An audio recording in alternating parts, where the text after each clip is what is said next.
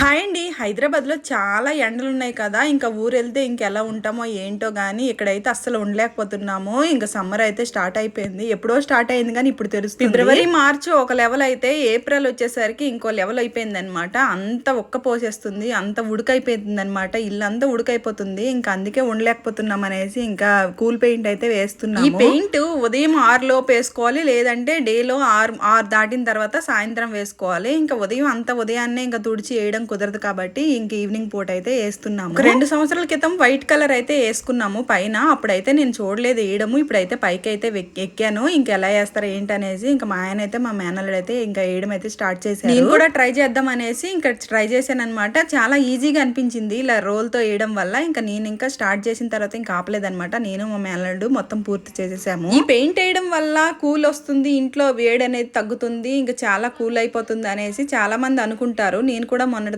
అలానే అనుకున్నాను. ఈ పెయింట్ వేసిన తర్వాత అర్థమైంది. ఎన్ని పెయింట్లు వేసినా గానీ వేడి అనేది అలానే ఉందన్నమాట. అస్సలు ఉండలేకపోతున్నాము. మేము పైన పెంట్ హౌస్ కాబట్టి ఇంకా వేడి అయిపోయింది అనమాట ఇల్లు అనేది. పైన ఎండ అటు నుంచి ఇటు నుంచి వేడి అనేది ఇంట్లోకి వచ్చేయడం వల్ల ఇంకా బాగా వేడైపోతుంది ఇల్లు అనేది. చలికాలంలో ఎంత సేఫ్టీయో పెంట్ హౌస్, ఎండాకాలంలో అంత డేంజర్ అనమాట. ఇంకా పూర్తయిపోయింది పెయింట్ అనేది. రాత్రి అయిపోయింది అనమాట. ఓకే ఫ్రెండ్స్, నెక్స్ట్ వీడియోలో మళ్ళీ కలుసుకుందాం. నచ్చితే ఒక లైక్ చేయండి. Bye bye.